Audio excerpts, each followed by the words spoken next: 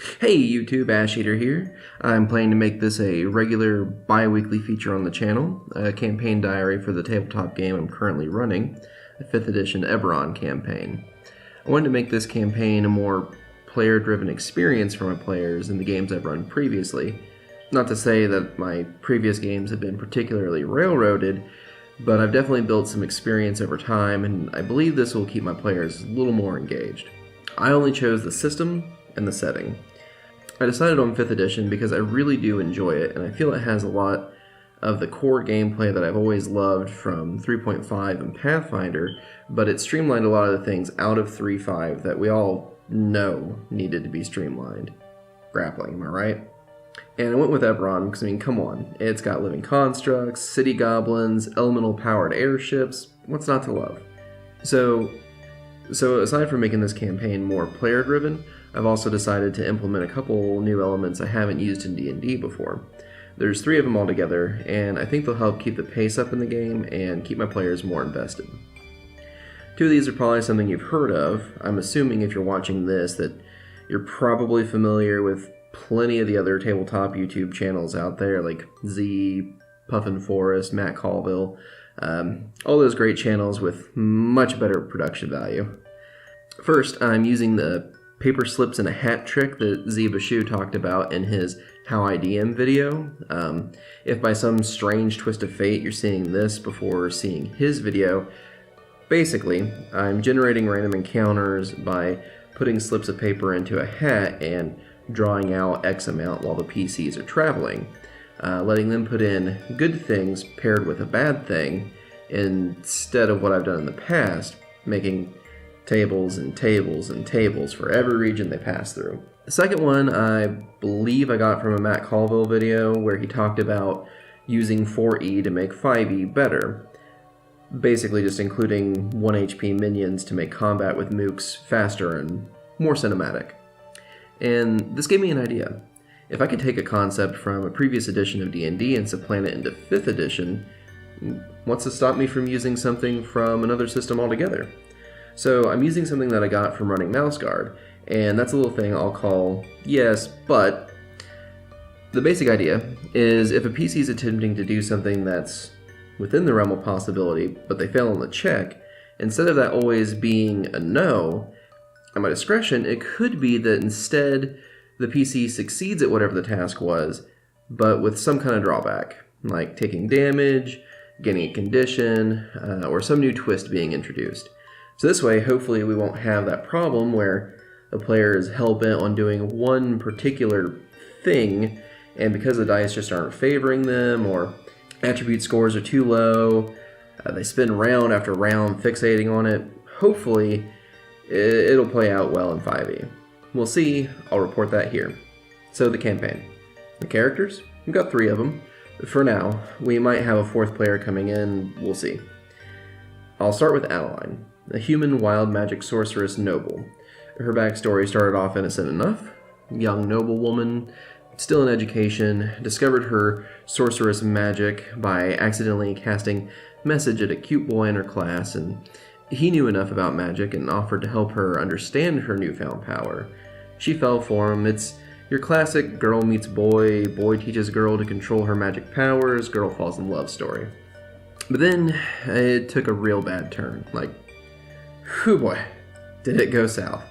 See, she was a noble, sure, but this boy, Matthias, was from a family with much more wealth and social standing. So while I did eventually start courting, Adeline never was brought around to meet the family. Should have been a red flag, love. One day, Matthias whisked her away to the family estate.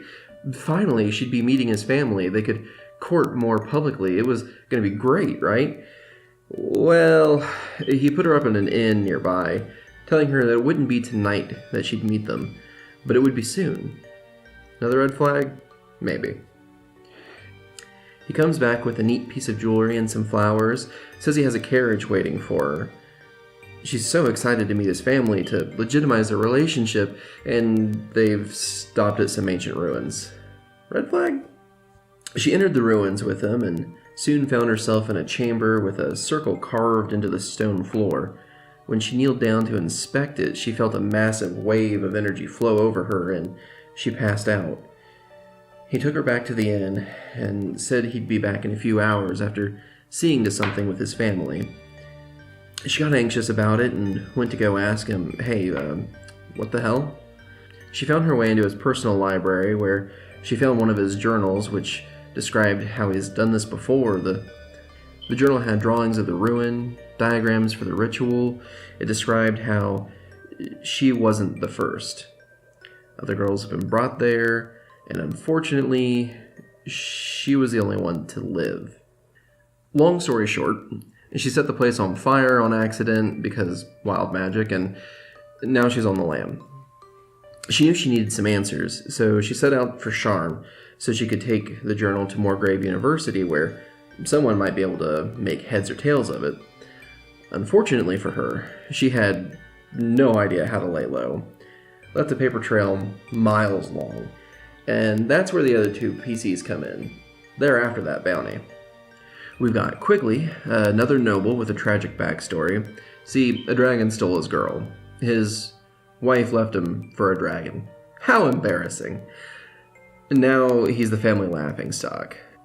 So he's taken up the adventurer's life to make something more of himself, and maybe also to get his hands on a good old-fashioned dragon-slaying sword for that sweet, sweet revenge. The last player hasn't given me much of a background on his character yet. Regard's an elven ranger foreign to Breland. He's haunted by terrible prophetic nightmares of a coming disaster, and will do what he must to prevent it from coming to pass. So, back to that paper trail. See, Adeline's been spending coin like that clank's been burning a hole in her pocket. Took a ride on the lightning rail to get to Sharn, went through First Tower on the way there, bought some nice clothes, visited a salon to have her hair magically styled, so I had the other two players roll for investigation. Unfortunately for her, they failed that roll.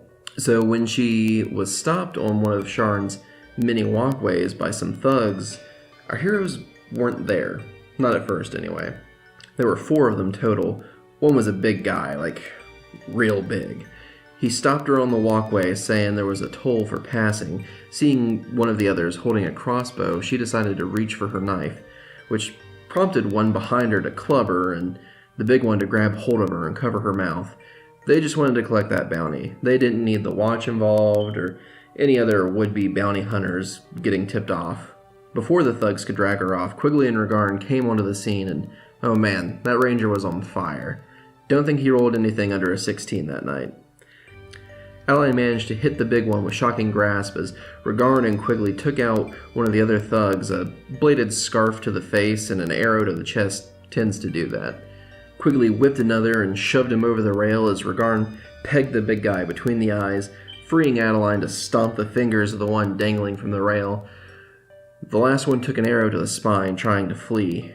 Adeline was thankful to be saved from those brutes, but she knew her saviors were surely after the bounty on her head.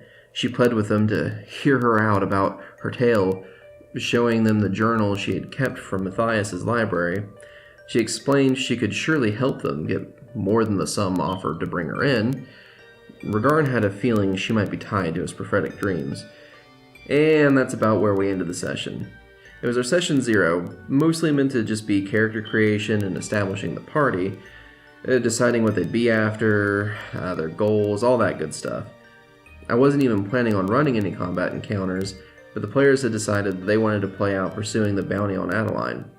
We actually got snowed out and had to handle all of this over Discord, but that actually worked out pretty well. We closed out the session with the PCs staying at an inn before going to Moorgrave University the next day. The PCs bonded over some drinks. Quigley had a little more than he could handle and spilled his tragic story about a dragon taking his wife. Regarn bonded with Adeline over her magic awakening.